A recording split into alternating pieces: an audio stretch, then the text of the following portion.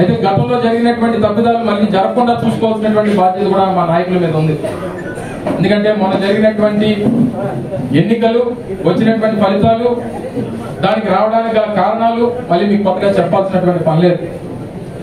వాస్తవానికి ఎవరు అవునన్నా కాదన్నా గడిచినటువంటి 5 సంవత్సరాలు మన అధికారంలో ఉన్నప్పుడు కార్యకర్తల్ని విస్మరించామనేటువంటి అభిప్రాయం మీకే కాదు, రాష్ట్ర వ్యాప్తంగా ఉన్నటువంటి వైఎస్ఆర్ కాంగ్రెస్. దానికి అనేక రకాలైనటువంటి కారణాలు, నాయకుడు తీసుకున్నటువంటి కొన్ని విధానపరమైనటువంటి నిర్ణయాల వల్ల వాస్తవంగా మనం కార్యకర్తలకు దూరం అయ్యాం. వాలంటీర్ వ్యవస్థల వల్ల కార్యకర్తలకు దూరం అయ్యాం. కార్యకర్తలకి ప్రజలకి మధ్య గ్యాప్ అనేటువంటిది పెరిగిపోయింది. ఈ రకమైనటువంటి అనేక విషయాలు మనం చర్చించుకోవాల్సినటువంటి అవసరం, దాన్ని అధిగమించాల్సినటువంటి అవసరం. నా తాలూకా విధానం మీ అందరికీ ఈ సందర్భంగా తెలియజేస్తా ఉన్నా. ఎందుకంటే నేను అనకాపల్లి పార్టీ సమన్వయకర్తగా 2019 ముందు, 2019 నుంచి 24 వరకు శాసనసభ్యుడిగా, మంత్రిగా పనిచేశాను. నాకు పార్టీ కార్యకర్తలంటే పార్టీ ఎన్నికల వరకు, ఎన్నికల్లో గెలిచినంత వరకు ఎవరైతే నాతో ఉన్నారో వాళ్ళనే నేను పరిగణలో తీసుకుంటాను తప్ప, అధికారంలోకి వచ్చిన తర్వాత పార్టీలో జాయిన్ అయినటువంటి వారు ఉంటే ఉంటారు తప్ప, ఫలితాలు వచ్చి మళ్ళీ మనం అధికారంలోకి వచ్చి మళ్ళీ మనం ప్రభుత్వం ఏర్పాటు చేసిన తర్వాత మళ్ళీ కొత్తగా జాయిన్ అయిపోయే వాళ్ళు ఉంటారు. అంటే కొంతమంది తెలుగుదేశం, కొంతమంది వైఎస్ఆర్ కాంగ్రెస్ పార్టీ, కొంతమంది అధికార పార్టీ. ఈ అధికార పార్టీ వాళ్ళకి పార్టీ ఉండదు, ఏ పార్టీ అధికారం ఉంటే ఆ పార్టీ. వాళ్ళు కొన్ని సందర్భాలు బట్టి, కొన్ని అవసరాలు బట్టి మీరు కొంతమంది, అలాగే అనకాపల్లిలో కూడా ఆ రకమైన నిర్ణయం తీసుకున్నాం. కానీ కొన్ని గ్రామాలలో ఏం చెప్పారు, సార్ పలానా ఉంటే బాగుంటుందండి, ఆయన తీసుకున్నాం, మీకు ఇంట్రెస్ట్ నాకే గౌరవం తీసుకున్నాం. మొన్న ఎన్నికలు అయినప్పుడు వెళ్ళిపోయారు. సో మీరు ఏదన్నా ఒక డెమోక్రటిక్ విధానంలో, ప్రజాస్వామిక విధానంలో మీరు యాక్సెప్ట్ చేసి గ్రామాల్లో ఉన్నటువంటి కార్యకర్తలు పలానా కూడా వస్తే మన పార్టీ బలోపేతం అవుతుందంటే వెళ్ళని కూడా తీసుకుందాం. రేపు అధికారంలోకి వచ్చిన తర్వాత కూడా మీరు తీసుకుందామంటే తీసుకుందాం. అది మీ నిర్ణయానికి వదిలేస్తాం తప్ప నా సొంత నిర్ణయాలు అంటూ మీ మీద రుద్దేటువంటి పరిస్థితి ఉండదు అనేటువంటి విషయాన్ని ఈ సందర్భంగా రేపు అధికారంలోకి వచ్చిన తర్వాత గ్రామాల్లో కానీ, లేదా మీ వార్డులో కానీ, మీ పట్టణంలో కానీ ఏదన్నా పార్టీ కోసం పనిచేసినటువంటి కార్యకర్త నిర్ణయం తప్ప మళ్ళీ మీ మీద ఏ ఇతర నిర్ణయాలు తీసుకొని వచ్చి రుద్దేటువంటి పరిస్థితి ఉండదు అనేటువంటి విషయాన్ని కూడా మీ అందరికీ తెలియజేస్తాం. మీ అందరితో చాలా మందికి ఇంకా నాతో పాటు ప్రయాణం చేస్తున్నప్పుడు ఇంకా మరికొన్ని విషయాలు తెలుస్తాయి. నేను నచ్చితే ఎంత బాగా నేను నాతో పాటు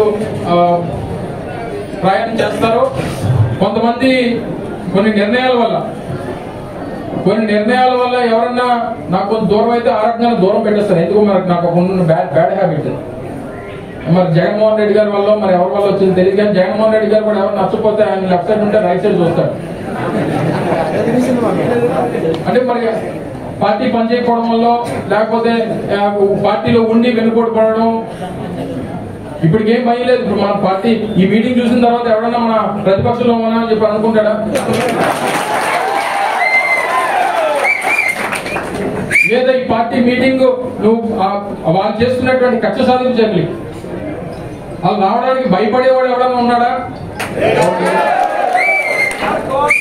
సో ఈ పరిస్థితులు ఉన్నాయి. మీకు ఏ కష్టం వచ్చినా సరే, ఎందుకంటే ఇది ప్రమాదకరమైనటువంటి పరిస్థితులు ఈరోజు రాష్ట్రంలో ప్రభుత్వం వల్ల కొనసాగుతూ ఉన్నాయి. ఒక సోషల్ మీడియాలో పోస్ట్ పెడితే అరెస్ట్ చేస్తా ఉన్నారు, ఎవరన్నా మైక్ ముందుకు వచ్చి మాట్లాడితే అరెస్ట్ చేస్తా ఉన్నారు, అక్రమంగా కేసులు పెడతా ఉన్నారు, జైల్లో బంధిస్తా ఉన్నారు. ఉదాహరణకు గాజువాకలో కుర్రాడిని ఆల్మోస్ట్ 65-70 రోజులుగా పాపం సెంట్రల్ జైల్లో ఉన్నాడు. 24 కేసులు పెట్టారు. ఇక్కడి నుంచి కొంతమందిని అరెస్ట్ చేశారు. అయినా సరే ఈ రోజు ఇంకా ముందుకొచ్చి పార్టీ జెండా పట్టుకొని మీరు ముందుకు వస్తా ఉన్నారంటే తప్పకుండా మీకోసం ప్రాణాలు ఇవ్వాల్సినటువంటి బాధ్యత పార్టీ నాయకత్వానికి ఉంది. ఆ బాధ్యత మేము తీసుకుంటామనేటువంటి విషయాన్ని కూడా మీ అందరికీ తెలియజేస్తా ఉన్నా. వేరే వ్యాపకాలు లేవు, వ్యాపారాలు లేవు, ఇతర ఆలోచనలు లేవు. రాజకీయాన్ని ఒక ప్రొఫెషన్ గా, రాజకీయ హాబీగా కాదు. ఈ కొత్తగా వచ్చిన ఈ డబ్బున్నోళ్ళగా, ఇప్పుడు కొత్తగా మన పార్లమెంట్ సభ్యుడు వచ్చాడు, వీళ్ళు ఎక్కడి నుంచో వచ్చారు, ఫ్లైట్ వేసి వస్తున్నారు, ఫ్లైట్ వేసి పోతున్నారు. ఒక పక్కనే తారులో ఉన్న ముత్యాలనాయుడు గారిని ఓడించారు. సో ఇప్పుడు ఈ టైప్ ఆఫ్ రాజకీయాలు వాళ్ళకి ఏంటంటే వాళ్ళకి ఒక హాబీ, వాళ్ళకి అవసరం, రాజకీయంగా పదవి అవసరం, వాళ్ళ వ్యాపారాలు కాపాడుకోవడం కోసం పదవులు అవసరం వాళ్ళకి. కానీ వేదిక మీద ఉన్నటువంటి నాయకులకి పేదవాడి కోసం, ప్రాంతం కోసం, ఈ ప్రాంత అభివృద్ధి కోసం, మీ భవిష్యత్తు కోసం, మన పిల్లల భవిష్యత్తు కోసం తప్పించేటువంటి మమ్మల్ని పక్కన పెట్టేసి ఆడేవాడ వ్యాపారం చేసుకుంటానంటే ఆడి పక్కనే ఉన్నటువంటి గోవాడ షుగర్ ఫ్యాక్టరీ ఎప్పుడన్నా చరిత్రలో పంట గెలిపోయినంత వరకు క్రషింగ్ అవ్వకుండా ఉన్నటువంటి సందర్భం ఎప్పుడన్నా ఉందా? నిన్నగాక మొన్న మొదలు పెట్టారు క్రషింగ్. శ్రీ గారు శాసనసభ్యులుగా, జగన్మోహన్ రెడ్డి గారు ముఖ్యమంత్రిగా, నేను ఆఖరి 3 సంవత్సరాలు సంబంధించినటువంటి శాఖ మంత్రిగా కేవలం రైతులకి 89 కోట్ల రూపాయలు, 90 లక్షల రూపాయలు, 89 కోట్ల 90 లక్షల రూపాయలు చెల్లించినటువంటి ఘనత మంత్రి. ప్రభుత్వం నుంచి తీసుకుని వచ్చి ఆ సంతకాలు నేనే పెట్టా లాకర్లో. ఆయన మీ అందరికి తెలుసు, ఏదైనా పని ఉంటే ఎలా నిద్రపోయినాడో మీ అందరికి తెలుసు. ఆ రకంగా దగ్గరుండి జగన్మోహన్ రెడ్డి గారిని, అలాగే సంబంధించినటువంటి అధికారుల్ని, కొంతమంది అధికారులు అయితే బెదిరిపోయేవారు. నన్ను చూసి కాదు, ఈయన చూసి. సార్ ధర్మశ్రీ గారు ఫోన్ చేయదని చెప్పండి సార్, ఎంతపోతే 10 సార్లు చేసేస్తున్నాడు సార్, 20 సార్లు చేసేస్తున్నాడు సార్, ఏదో టెలికాన్ఫరెన్స్ లో ఉన్నాం సార్, వీడియో కాన్ఫరెన్స్ లో ఉన్నాం అని చెప్పారు. చేసేస్తాం సార్, పంపించేస్తాం సార్. అంటే ఆ రకంగా కేవలం ఈ ప్రాంతంలో ఉన్నటువంటి షుగర్ ఫ్యాక్టరీ రైతుల్ని కాపాడడం కోసం గత ప్రభుత్వంలో ఏ రకంగా మనం చెల్లింపులు చేశాం. గత సంవత్సరం కూడా ఇంకా 250 రూపాయలు, ఎంతో 150 రూపాయలు ఇంకా చెల్లించలేదంటే నేను ఇన్ఛార్జ్ మినిస్టర్ గారు వచ్చారు. మా పత్రికా సోదరులు కూడా, వాళ్ళందరూ కూడా ఉన్నారు. ఆయనకి దాని మీద అవగాహన లేదు. ఆయన 89 కోట్ల రూపాయలు గత ప్రభుత్వంలో చెల్లించారు కదా అని చెప్పి మా పత్రికా సోదరులు అడిగితే వాళ్ళ అవసరాల కోసం చెల్లించుకోండి. రైతులకు ఇచ్చింది, మరి రైతులకు అవసరాల కోసం ఇస్తాం.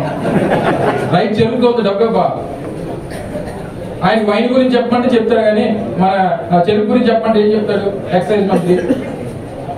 ఆ పని మీద ఉన్నారు వాళ్ళు. ఏ కొత్త బ్రాండ్లు 900 రూపాయలు ఎలా తాగించేసి, మనం చేసిన తప్పు ఏంటంటే మన ప్రభుత్వం అయినా జరిగినటువంటి ఇది ఒక చిన్న తప్పేదో. ఈ తాగుబోతుతో ఏంటంటే ప్రాబ్లము, తెలిసిన బ్రాండ్ లో విషమించిన తాగేస్తారు. తెలిసిన బ్రాండ్ అనుకో, అదేదో ఓసీ ఏదో అంటే రాయల్ ఛాలెంజ్, నాకు అలవాట్లేదు. ఈ తెలిసిన బ్రాండ్ లో ఈ అలవాటు జగన్మోహన్ రెడ్డి గారు లేదు. తెలిసి ఒక అలవాటు ఉంటే ఒక మీ బాగా తెలిసింది.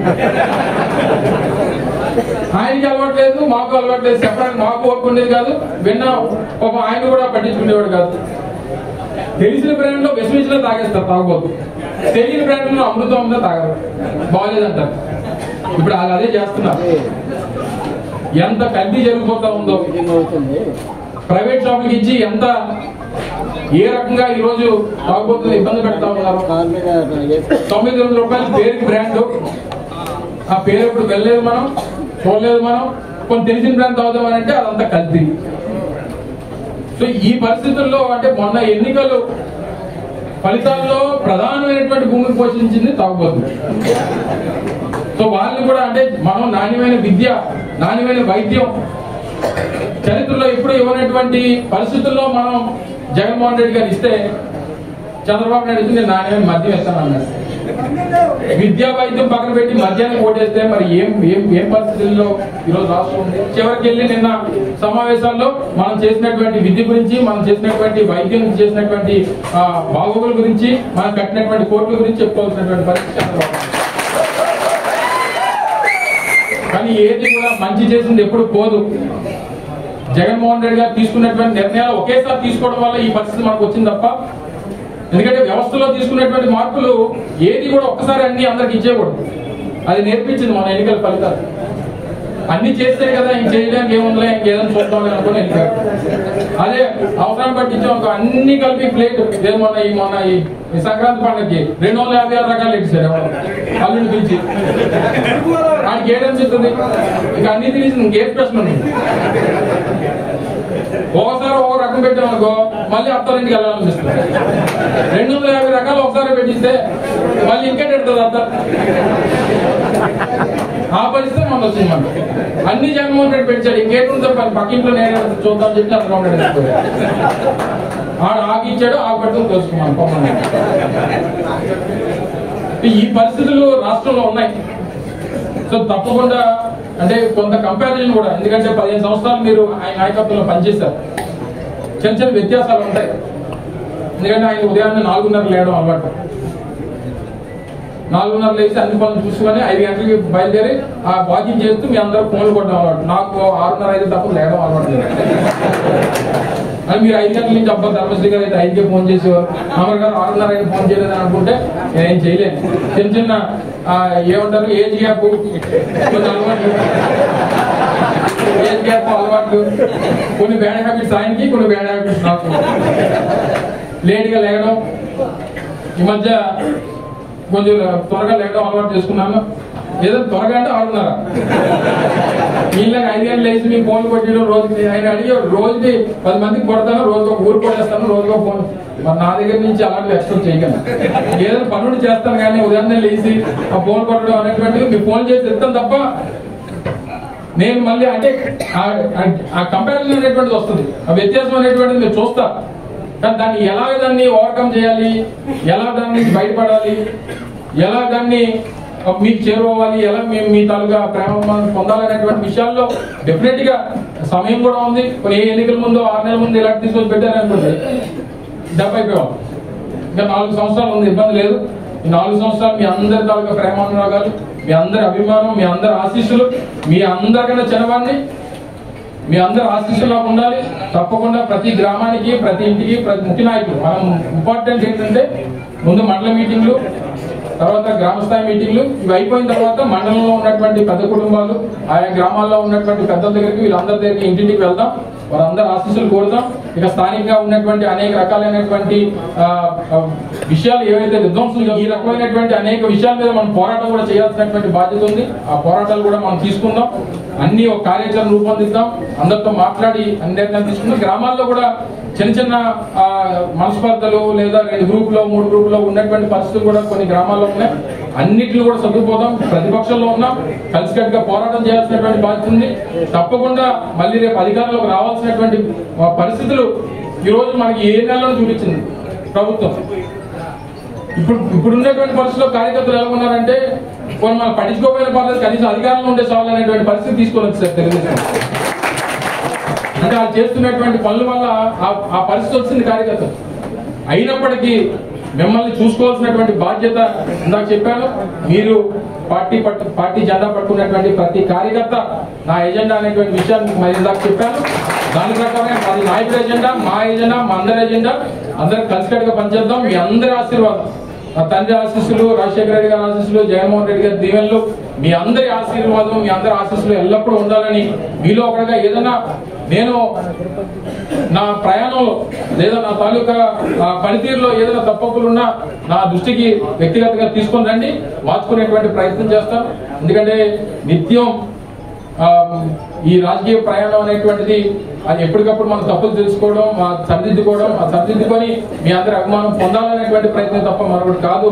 తప్పకుండా చోడవరాన్ని వైఎస్ఆర్ కాంగ్రెస్ పార్టీ కంచుకోటగా గతం నుంచి ఏదైతే పూర్వం కాంగ్రెస్ నుంచి కూడా కాంగ్రెస్ కి కానీ తర్వాత వైఎస్ఆర్ కాంగ్రెస్ పార్టీ కంచుకోటగా తయారు చేసుకునేటువంటి బాధ్యత అందరం కలిసికట్టుగా తీసుకుందామని చెప్పి మీ అందరికీ మరొకసారి హృదయపూర్వకంగా తెలియజేసుకుంటూ సెలవు తీసుకుంటాం.